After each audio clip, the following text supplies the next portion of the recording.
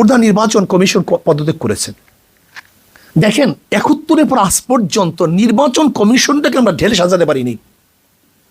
এর জন্য আমি বিশ্বাস করি যারা রাত্রের ভোট উপহার দিয়েছে, যারা প্রশাসনে নির্বাচন উপহার দিয়েছে এবং স্বাক্ষর দিয়েছে যে এটা ঠিক হয়েছে, ওদেরকে বিচার করা উচিত, ওদেরকে বিচারের আওতায় আনা উচিত এবং চরমভাবে যদি শাস্তি দেওয়া হয়।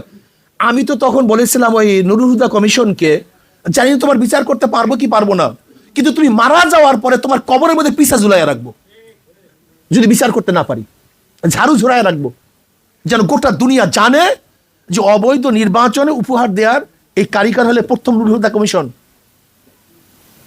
এদেরকে ঝাঁটা মারেন, এদেরকে বিচার করেন, সমস্ত চেহারা উন্মোচন করেন।